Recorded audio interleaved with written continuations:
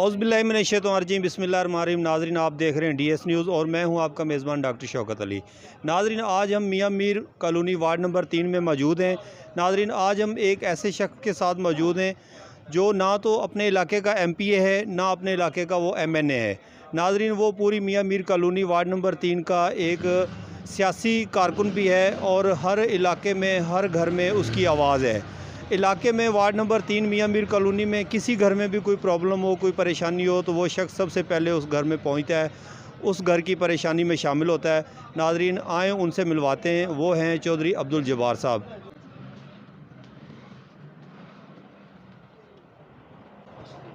अस्सलाम वालेकुम जी। चौधरी साहब कैसे हैं जनाब? ठीक ठाक हैं आप जी? जी, तो नाज़रीन, हमारे साथ चौधरी अब्दुल जब्बार साहब मौजूद हैं। इनसे बातचीत करते हैं और सियासी माहौल जो आजकल गर्म हुआ है महंगाई के हवाले से। तो जी, अस्सलाम वालेकुम चौधरी साहब, आप कैसे हैं?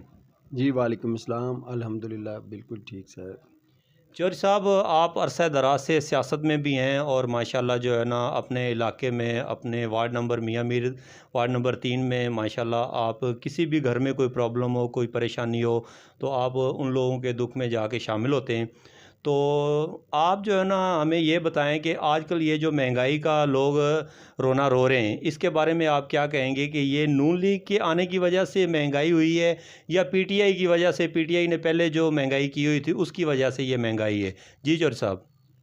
जो आपने बात की है ना महंगाई वाली, ये तो सारी दुनिया को पता है कि अभी तो महीना 2 महीने हुए हैं नून लीग को, पौने 4 साल उन्होंने निकाले हैं। तो ये डेफिनेटली उन्हीं का सारा बीज बोया हुआ है जो आज ये काट रहे हैं। तो ये तो है था कि जब ये छोड़ के गए तो अगर ख़जाने खाली हैं या कोई ऐसी बात है तो फिर ये PTI वाले इतने क्यों पागल हुए हुए हैं? क्यों आप उनको पता ख़जाने खाली हैं, जो मामला हैं, तो वो अपने घर में बैठे। वो क्यों आवाम को पागल बनाया हुआ है? पहले पौने 4 साल आप उसके ऊपर तजर्बागाह बनी रही है। कभी किसी को पकड़ा, कभी किसी को नैब के हवाले किया, कभी किसी को नैब के हवाले किया। इतनी सिक्योरिटी, इतने मामलात, इतना पैसा खर्च हुआ। आपको पता है जब सिक्योरिटी आती है, जब एक वज़ीर आला जब किसी को साबका को पकड़ते हैं या वज़ीर आज़म को पकड़ते हैं तो कितनी सिक्योरिटी खर्च होती है, कितना पेट्रोल खर्च होता है। आज ये सारा कुछ इनका बीज बोया हुआ जो अभी अवाम जो गरीब अवाम काट रही है, ये सारा PTI की मेहरबानी है। उसकी वजह से हम ये सारा आज इस परेशानी में मुब्तला हैं। इसमें नून लीग का क्या तल्लक है? नून लीग तो अभी महीना 1.5 महीना हुआ, 2 महीने जो इन्होंने मुआहदे किए हैं, अब उनको जो हुकूमत में आएगा उसको पासदारी तो करनी पड़ेगी ना। तो जो गलतियां उनकी अब ये सुधारेंगे इंशाल्लाह ताला। हमें उम्मीद है कि अल्लाह ताला बेहतर कर देगा इंशाल्लाह। ये मेरा ख्याल है कि दिसंबर तक उम्मीद है कि हमारे मुल्क के हालात बेहतर हो जाएंगे इंशाल्लाह। चौधरी साहब, इमरान खान साहब ने आजकल ये जो आवाम को, अपने नुमाइंदों को कॉल दी हुई है कि जी आप रोडों पे निकलें, एहतजाज करें, महंगाई के ऊपर जो है ना अब दोबारा फिर जो है ना उन्होंने बात की हुई है। तो उनके दौर में भी तो ये ऐसे ही, मतलब कि जब वो अपोजिशन में थे तब भी ये खान साहब ऐसे करते थे। जब वज़ीर आज़म हुए, क्या उस टाइम इनको ये नज़र नहीं आया कि भाई अब महंगाई है, आवाम रो रही है? उस टाइम भी तो आवाम रोती थी, तो खान साहब को उस टाइम नज़र नहीं आता था। अब ये जो है ना नून लीग की हुकूमत आई है, अब इमरान खान साहब दोबारा क्यों रोडों पे निकलने के लिए तैयार हो गया? इसके लिए आप क्या कहेंगे? जी। इमरान खान बेसिकली एक रोड मॉडल है, क्योंकि वो जब भी आता है वो रोडों की कॉल ही देता है। आपको पता है अभी इन्होंने ज़ादी मार्च किया है। ज़ादी मार्च में इन्होंने अपने लोगों को इतना, मेरा मतलब इंतशारी खूनी ये वो सियासत करते रहे हैं। मेरा ख्याल है कि किसी भी लीडर को अपनी आवाम के बारे में ऐसे लफ्ज़ नहीं कहने चाहिए। अगर आपने एहतजाज करना है, आपका जमहूरी हक़ है, आप जमहूरी तरीके से करें। आप ये ना करें, आप किसको जला रहे हैं? आप अपने मुल्क को जलाने की बात कर रहे हैं। जो हमारे मुल्क का दुश्मन है वो हमारा दुश्मन है। आपने कौन सा ऐसा काम किया? आप आए हैं, आके वापस चले गए हैं। अवाम इधर रोडों पे रही है, रात रात ख़राब होते रहे हैं, लोगों के इतने मामलात हुए हैं। मैं कहता हूँ कि ऐसे लोगों से बचें। और मेरा नहीं ख्याल कि हमें अपने मुल्क को गिराओ जलाओ, ये वो सियासत करनी चाहिए। ये तोड़ फोड़ की सियासत जो है ना, ये अच्छी नहीं है। जमहूरी तरीके से आए, जमहूरी तरीके हम लोग वोट डालते हैं, ये लोग आके असम्बलियों में बैठते हैं। इनका काम बनता है कि अपने जो वर्कर हैं या अपनी आवाम के लिए अच्छे मैसेज दें। इस तरह के मैसेज आवाम के लिए अच्छे नहीं हैं। मेरा तो ये कहना है इनके बारे में। जी, चौधरी साहब, आप वार्ड नंबर 3 मियां मीर कॉलोनी में रहते हैं। आजकल आपके वार्ड नंबर 3 के क्या हालात हैं? इनके यहाँ पे जो नुमाइंदे बने हुए हैं, उन्होंने कोई काम शाम किया है या मसलन के अल्लाह हाफिज़ है वार्ड नंबर 3 का जो है ना किसके हाल पे छोड़ा हुआ है? ये जी अल्हम्दुलिल्लाह हमारी वार्ड नंबर 3 जो है ना, ये 2018 में जब से पीटीए की हुकूमत आई है, जो वाम इलाके की बैठी हुई है, हमारा तो ये है कि हमने उनके ख़िलाफ़ इलेक्शन लड़ा है। तो ये कहेंगे कि पता नहीं ये बंदा जान के ये बातें कर रहा है, बात तो आम के सामने है। अभी आपने 2018 में देखा, इन्होंने हमारे मियाँ मीर कॉलोनी में बहुत सारे रास्ते देने थे। कोई इधर से अपना मियाँ मीर ब्रिज की तरफ मिलाना था, तो इधर से अंडरपास बनने थे, पानी की टैंकियाँ बननी थी, सारी हवा में है जी। तो हवा का मतलब होता है कि हवा, उसी तरह इन्होंने बल्दियाती इलेक्शन लड़ा झूठ सच मार के, और जो बंदे काम करना चाहते थे उन लोगों को इन्होंने आगे नहीं आने दिया। तो ये बात है कि मैं समझता हूँ कि ये सारी झूठ पे मबनी सियासत करते हैं। कोई अच्छी सियासत इनकी नहीं है। अपने अपने जो, मेरा मतलब 2-4 लोग चापलूसी करते हैं, उनको कहते हैं वेरी गुड जी, बड़े बड़े अच्छे बंदे हैं। बात वो होनी चाहिए जो आवाम के हक़ में, और जो हमारी, अब देखें ना, हमारा कंटोनमेंट बोर्ड का इलाका है, कैंट का इलाका है। अब कैंट में हमारे पास सहूलियात क्या है, नुमाइंदा बनाने का हमें मकसद क्या है? नुमाइंदा बनाने का मकसद हमारा ये है कि कोई भी अगर इंक्रोचमेंट है, कोई हमारा टैक्सेस का मामला है, कोई हमारा सीवरेज का मामला है, कोई हमारी स्ट्रीट लाइटों का मामला है, या कोई हमारा अपना पानी का मामला है, तो ये हल होना चाहिए। इसमें ही क्या हो रहा है, इसमें तो हमारा जो बरसाती नाले हैं वो भी बंद हो चुके हुए हैं। नाले की सफाई एक दिन ये पीछे दिनों में कुछ 4 दिन गटरों की सफाई करा के फ़ोटो सेशन करके सोशल मीडिया पे डाल दिया। उसके बाद बकाया गटर वैसे के वैसे हैं। आएँ आप हमारे इलाके में चलें, आपको सारा आप देखें। मैं ये कहता हूँ, ये मैं आपके तवस्सुल से जितने भी मीडिया चैनल हैं वो खुद आगे हमारे इलाके में आके देखें कि हमारे इलाके के हालात क्या हैं।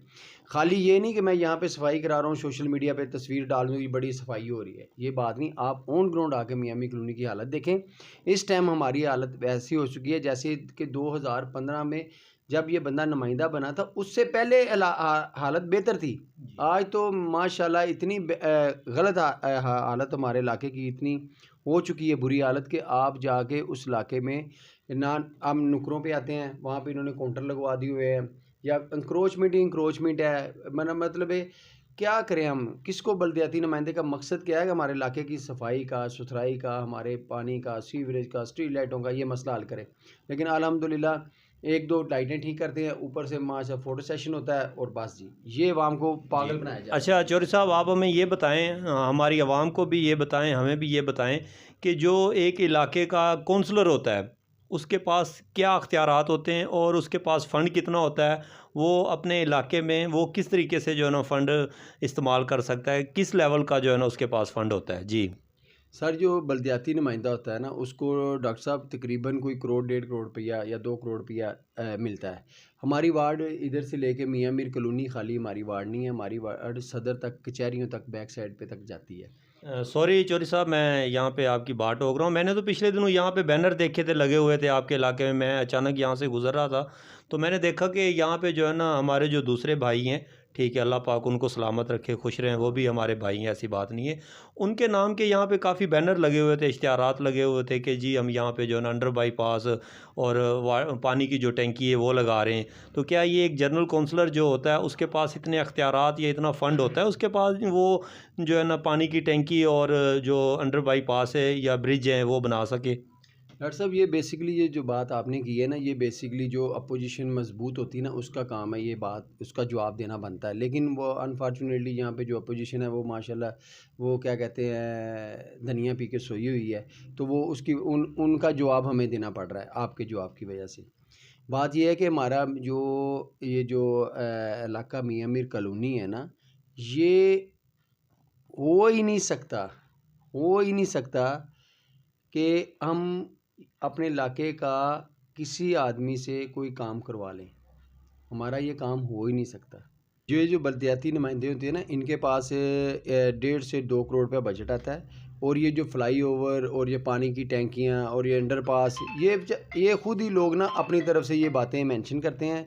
इनका इन चीज़ों से कोई तल्लक वास्ता ही नहीं होता। ये एक एमपीएल और एमएनए लेवल के फ़ंड हैं, ये जो वो कर सकते हैं, एक बल्दियाती नुमाइंदा ये नहीं कर सकता। ये हो सकता है कि अगर बिलफ़र्ज़ मुस्लिम लीग नून का हुकूमत है तो पीटीआई का नुमाइंदा है तो वो साथ तो खड़ा हो सकता है, लेकिन उसका इसमें कोई ऐसा मामला नहीं है कि वो यहाँ से ब्रिज बना ले या अंडरपास बना ले।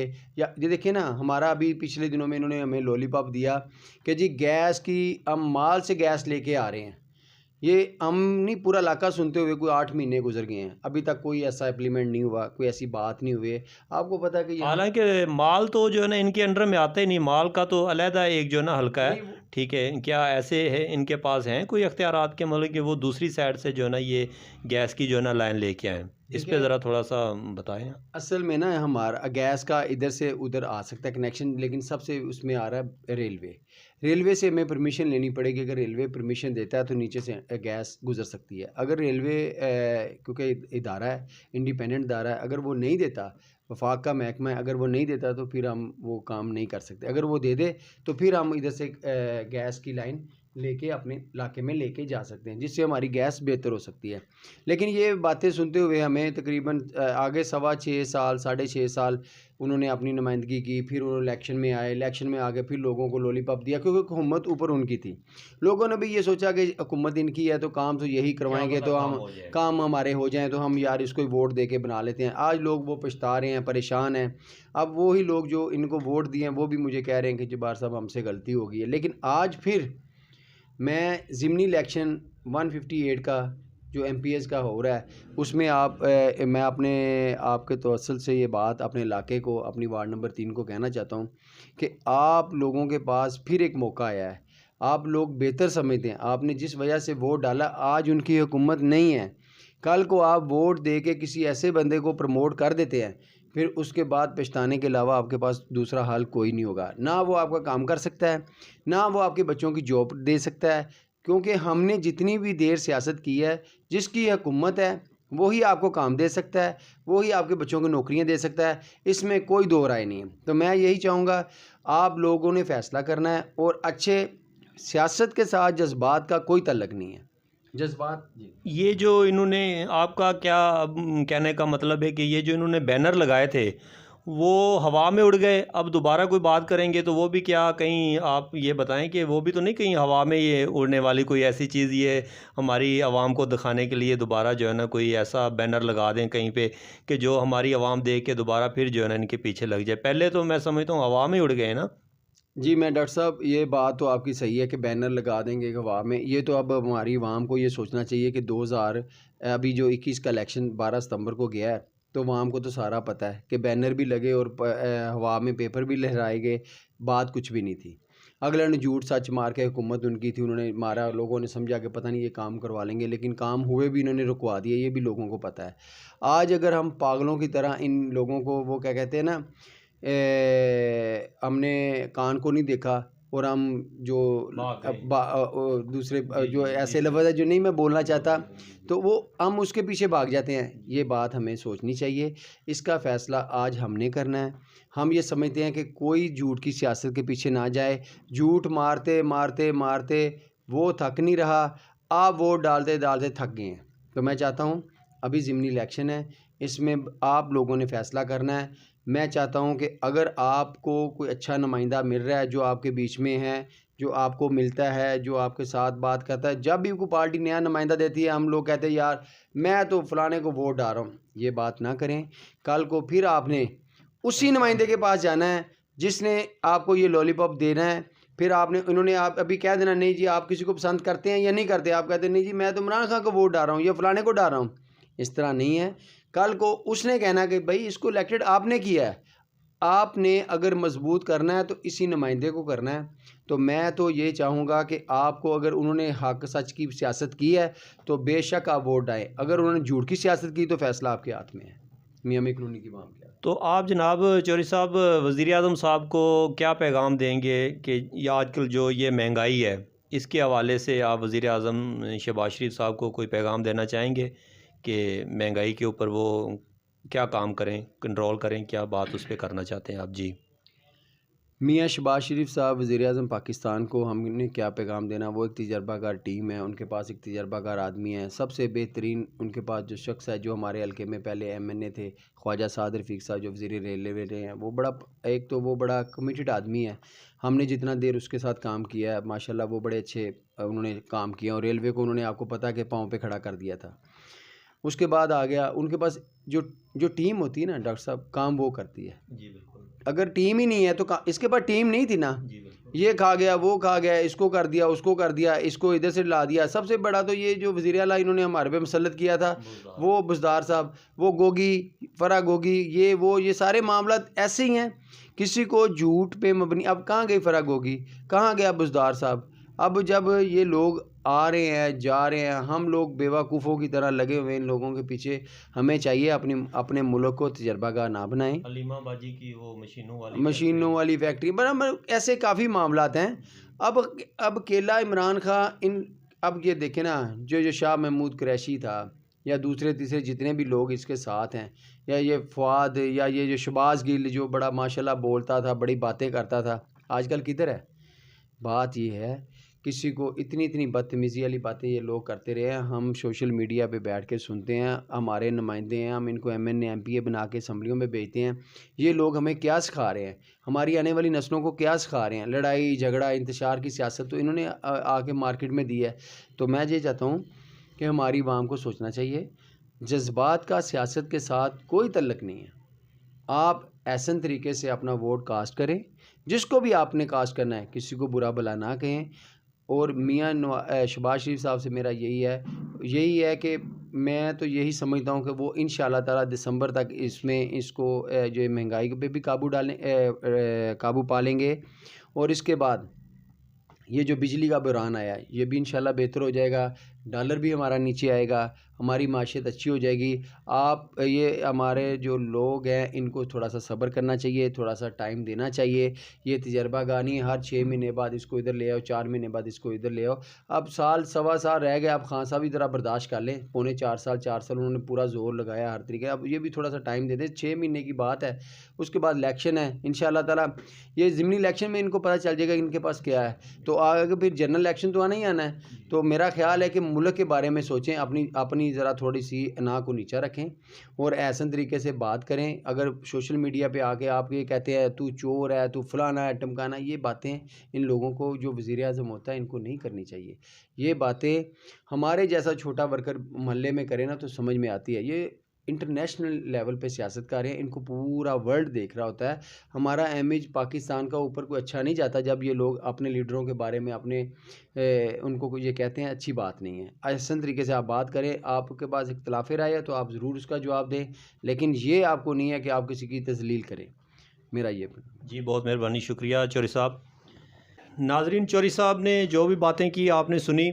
आखिर में चौधरी अब्दुल जब्बार साहब ने वज़ीर आज़म साहब को स्पेशली तौर पे पैगाम भी दिया है और हमारी आवाम को भी पैगाम दिया है और अहले इलाका मियाँ मीर कॉलोनी वार्ड नंबर 3 को भी पैगाम दिया है कि अब जो भी फ़ैसला करना है आपने सोच समझ के करना है। जिस नुमाइंदों को भी लाना है, आवाम ने लाना है, अहले इलाका ने लाना है।